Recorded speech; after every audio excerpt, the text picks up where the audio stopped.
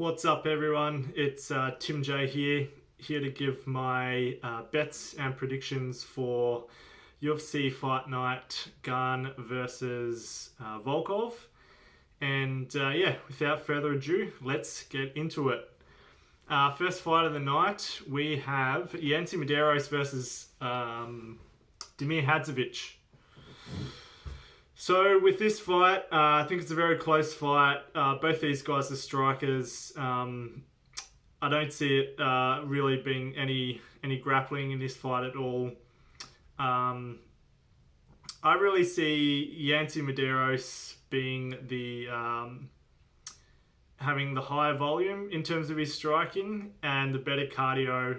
And I think over a 3-round fight, he's basically going to outpoint Damir Hadzovic on the way to winning a unanimous decision. My pick has changed on this one a few times. First I was on Yancy, then I was on Damir. But yeah, I'm going to take Yancy Medeiros, but not betting this fight, staying away from it. Next fight of the card, we have Charles Rosa versus Justin James. So this fight's really interesting. I basically see it as a coin flip. I thought that Charles Rosa would be the favourite, considering Justin James has lost his last 3 fights. But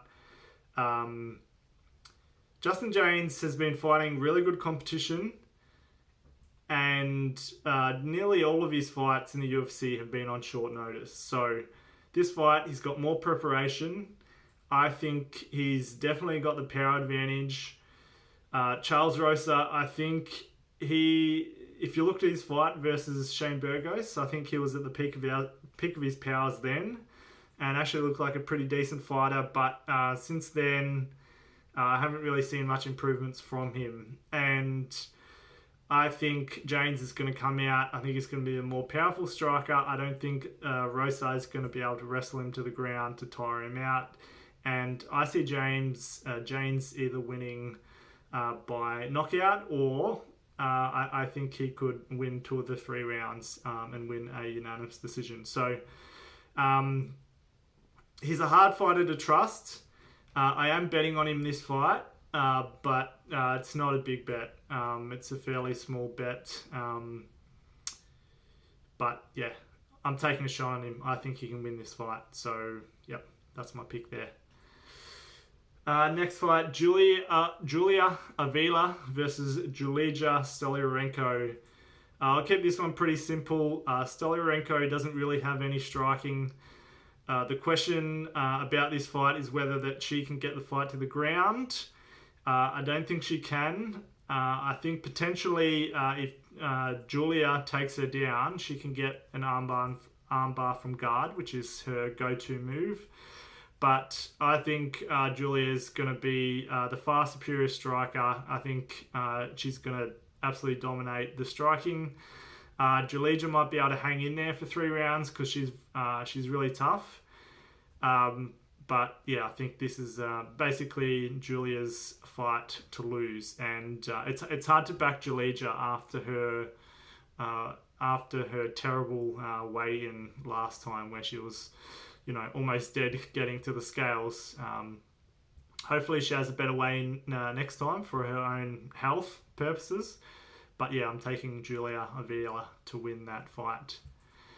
Next fight of the night, Marcin Prachnio versus Ike Villanueva. I'm just going to say, I think the transformation in style and ability from Marcin Prachnio from his first 3 fights in the UFC to his last fight was probably one of the biggest transformations I've seen in sport ever.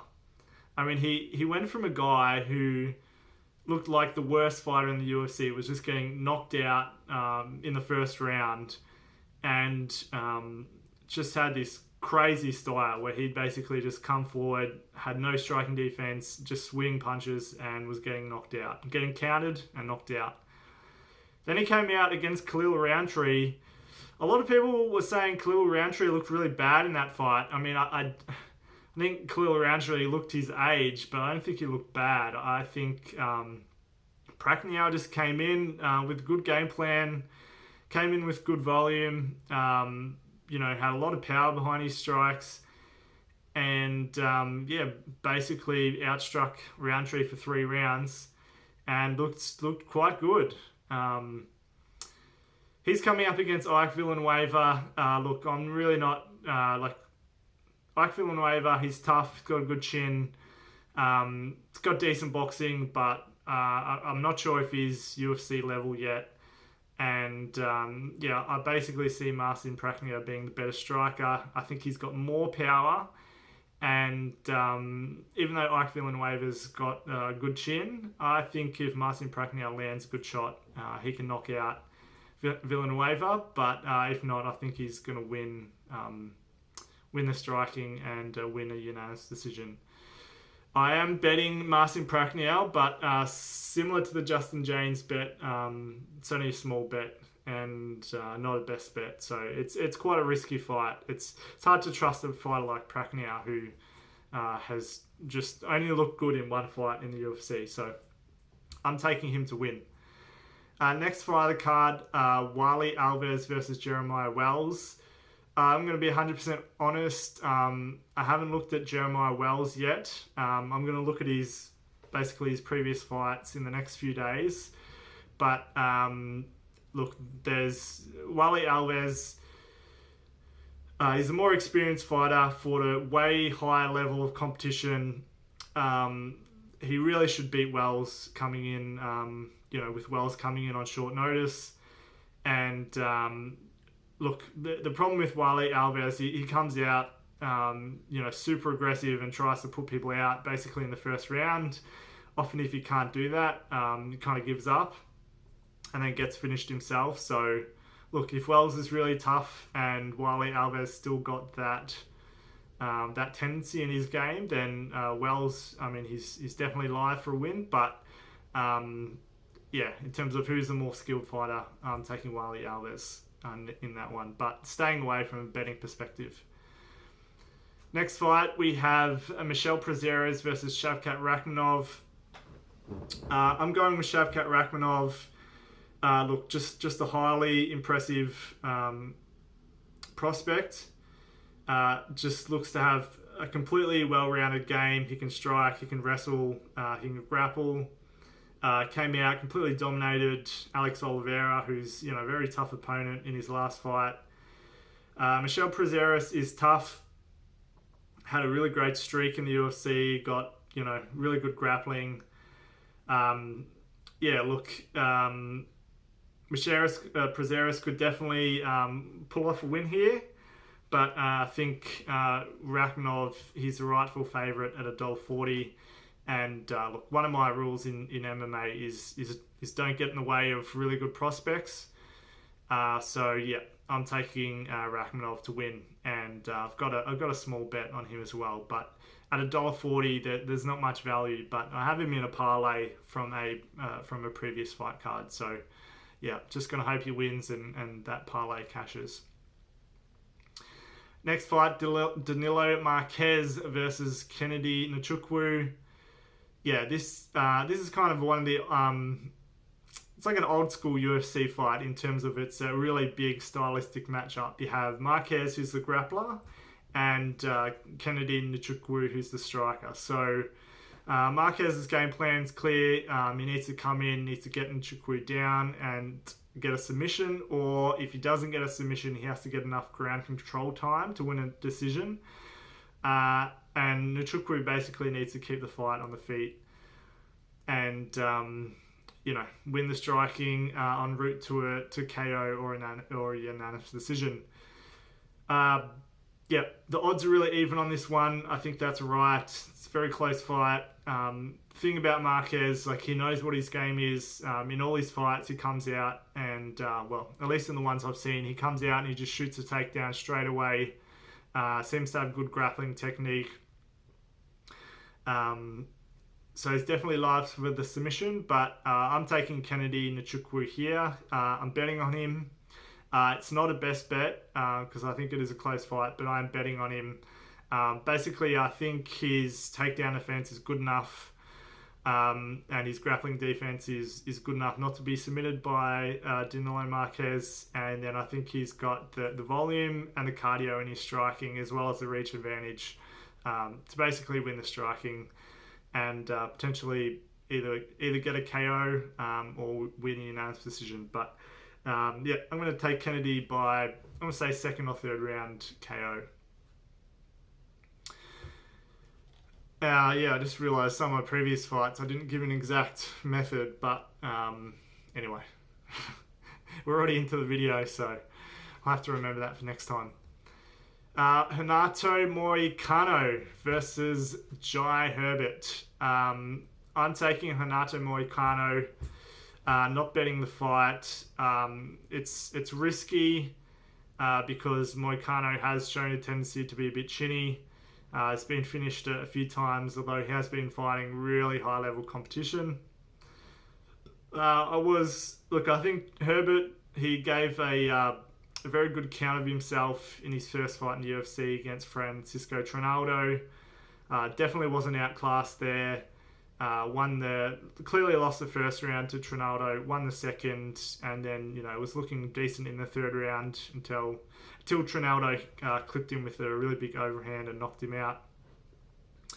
I just think Moicano, I think he's the overall better fighter. I think he's clearly got a huge advantage of the ground, and if he decides to shoot for takedowns, I think he can get them and potentially get a submission. But even if the fight stays on the feet, I see Moicano basically winning this striking, potentially knocking out Herbert or winning a decision. But I'm going to take Moicano. I'm going to take him by knockout. I'm going to say second round. Next fight of the card, we've got Nicholas Dalby versus Tim Means. Another really good fight. Tim Means opened up as a $1.60 favourite. I think that was right. The thing with Nicholas Dalby is he's kind of overrated and he's underrated at the same time. So I think he's underrated in terms of often the bookies in fights like his last one against Daniel Rodriguez, he was a huge underdog in terms of the bookies. So I think it was more than a $3 underdog. And clearly, if you've looked at his whole career and the amount of fights he has, the level of competition that he's fought, he shouldn't have been that heavy an underdog against Daniel Rodriguez. Skill for skill, maybe, and based on potential, yes, but not based on his level of experience and his fighting record as well. So, in a way, he's kind of underrated in that sense, and then in the other sense, I think he's overrated because, some of his wins in the UFC are highly questionable. So a lot of people thought that he lost to Daniel Rodriguez. I watched the fight. I can see how the judges saw it as a really even striking contest. Even though Dalby wasn't landing heavy, his shots just had a lot of, pop behind them. So when he was kind of landing on Rodriguez's arms and whatnot, it sounded like he was, landing good shots. So I could see how the judges saw it as a really close fight. But a lot of people thought Rodriguez won. And then, a lot of people remember his fight against Alex Oliveira, where he was on the way to basically, losing a decision. Alex Oliveira had him on the ground, was in top position, landing some, okay ground and pound. It was a fairly close fight. Basically it came down to whether Alex Oliveira could keep that top position. And then, it was in Dalby's backyard and the ref came and, stood up the fight. And, then Dalby got a takedown of his own and won the fight. So, both of those wins are questionable. And, if you kind of make them losses, then you wouldn't have thought that he would be basically $2.40 against Tim Means. yeah, in terms of how the match is going to go, I see Tim Means being the better striker, has more volume. Tim Means is a cardio machine. He trains at altitude. And I see him basically, winning the striking for 3 rounds on route to a unanimous decision. I think Dolby's tough and won't get finished. Means is live for the knockout, but yeah, I think Dolby's tough. So yeah, taking Means by unanimous decision. Next fight, we have Andre Fili versus Daniel Pineda. Before I move on, in terms of the Tim Means versus Darby fight, I'm betting Tim Means, and I would say this is the best bet. Anyway, moving on. Back to Andre Fili versus Daniel Pineda. So I'm taking Daniel Pineda to win, and I think the odds for this fight are off. Basically, before the odds came out, I had this fight basically as a coin flip. I marked it as $1.90 for each fighter. I understand why Philly's the favourite. Pineda looked absolutely terrible in his last fight. Basically gassed out at the end of the first round, and then was just a sitting duck for Cub Swanson just to come in, land shots, and get the knockout victory. Yeah, look, if Daniel Pineda comes in looking like that again, I think he's going to get soundly beaten by Philly, and so that's why I see him. That's why I can understand he's the favourite. But the thing about Daniel Pineda is, like, the guy's a killer. He's got 27 wins in his career, and of those 27 wins, he's got a 100% finish rate, which, I mean, I'd really love to see I'd love to see if there's another fighter who's fought, at a pretty high level, to have that type of record. So look, it's definitely risky. It's a risky. Yeah, I'm betting Pineda $2.80. It's a risky bet, but I see the value there, and I think he's going to come out, and I think he's going to finish Andre Fili either by knockout on the feet, or I think he's going to get a submission. So yeah, it's a risky bet, but I'm taking Pineda there. Next fight of the card, we've got Rani Barcelos versus Timur Valiev. Oh man, look, if I get this fight wrong, I'm gonna feel so dumb.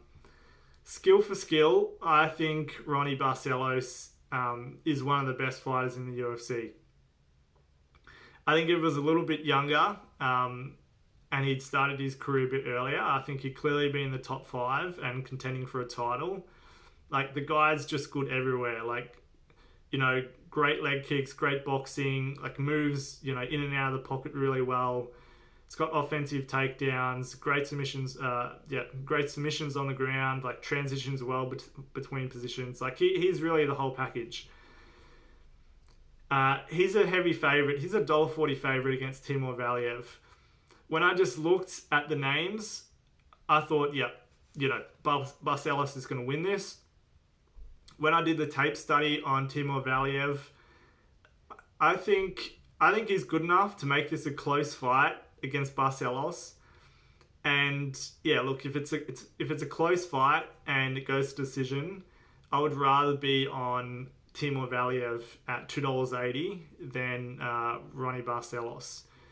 So yeah, it's definitely, look, it's not a good thing to get in front of fighters as good as Barcelos, but I think there's value on Valiev here. I think he's got the striking, the movement, and the takedowns to make it a very close fight, and so I'm going to take him to win by unanimous decision. And I'm betting it, but yeah, it's a riskier bet, but I see the value there. Co-main event of the evening, we've got Ovince St. Preux versus Tanner Boser. So I am picking and betting Tanner Boser here. Look, I've long held the belief that true heavyweights true heavyweights that have skills will beat light heavyweights that have skills. Like, I know OSP is a huge light heavyweight, and when he gets in the cage, like, he's not going to look out of place at heavyweight. But I think there's a shift in the dynamics of a fight when a light heavyweight moves up to heavyweight. Like, the heavyweights, they seem to be not as scared about their power. They feel like they have the grappling advantage and the strength advantage. They often will just try and manhandle them in the clinch and push them up against the fence and use their strength and use their weight. And I think they're a little bit more aggressive with their striking because they're not as worried about being knocked out. I mean, that's a long-held belief of mine. And then if you look at the trajectory of both of these guys, OSP is clearly on the decline. Tanner Bose's he's on the way up. Even though Bosa lost his last two fights, arguably, you could have given him both those fights. Like, he won the striking. Like, he landed more significant strikes in both of those fights. So he could easily, be on a 4-fight winning streak. OSP, look, he's too low volume for my liking. His striking defense can be really bad at times. Like, when guys kind of blitz in on him, often he just leaves his head straight up in the air and can often just like put his hands out forward, rather than having like a high guard. He puts his hands out forward, and guys can just throw punches over the top and knock him out. OSP, he kind of turned back the clock in his fight against what's his name? Alonzo Menafield. Turned back the clock there. Looked really good. Completely outstruck Menafield. Used his range to the advantage. But look, I think Tanner Boser, I think he's going to blitz in. I think he's going to land on OSP. I think he's going to have the volume. And look, at OSP's age, I just can't bet him. He didn't look that great in his last fight. And I think if Boser comes in confident and aggressive, I think he's easily going to beat OSP. So I'm betting him here, and it's another best bet. And main event, Ciryl Gane versus Alexander Volkov. And I'm with Boser. I'm taking him by I'm going to say first round knockout. Ciryl Gane versus Alexander Volkov. Yeah, look, this is a really good fight. Both these guys. Volkov, he's on the rise. Like, he's not a prospect because he's been around for a while, but clearly been rising up the ranks. Had some great wins recently. Completely dominated Walt Harris and Alistair Overeem. Ciryl Gane, he is a prospect. Only got 8 fights in his career, but just, has been looking outstanding. Hasn't even really been troubled in any of his fights. I did the tape study on this fight, and what I think separates these two is the movement. So the thing with Volkov is he's got a very pressure-based style. Like, he comes forward, he throws in volume, throws his kicks, throws his punches, and he just kind of overwhelms guys with his reach and length, basically. And fighters like Walt Harris and Alistair Overeem basically just didn't have the striking skills to kind of land something really strong on him to get his respect and to get him to stop pressuring them, basically. Against Ciryl Gane, I think look, Gane's style, like, it's, considering how big he is, he moves so well, and he kind of like has that bounce in, bounce out style. Like, I'm going to hit you with a jab, I'm going to hit you with a leg kick, and then I'm going to bounce out of range. It would clearly be something like that would be frustrating to deal with. But I think if he sticks to that style, and he did it for 5 rounds against Rosenstruik. I actually backed Rosenstruik to beat Gane because I thought Rosenstruik was going to be able to blitz in, and I didn't think Gane was going to be able to deal with that. But clearly, Rosenstruik he tried at the start of the fight, but just wasn't able to sustain it. And I think it's because he probably got clipped, or hit with the knee by Ngannou from Gane coming in, and just thought the risk there was too high, and then he kind of just stood back and stared at him for most of the fight. But I think I think a similar style that Gane used against Rosenstruik, I think he's going to use it on Volkov. I think he's going to be able to hit Volkov with that bounce in, bounce out style. If Volkov can turn it into a fight where they're basically just exchanging, like, Gane throws a punch, Volkov throws a punch, that type of one-for-one exchange, I think Volkov can clearly win. And I think if Gane kind of starts to panic a bit from the pressure, the forward pressure that Volkov puts on, I think clearly Volkov's got a path to victory there. But yeah, I see Gane doing his same style, bounce in, bounce out, landing the strikes, and I think he's going to do that for 5 rounds on the way to a unanimous decision victory. So I'm betting Gane. I'm not sure what the odds are now. I got him at $1.60 something, $1.65 maybe.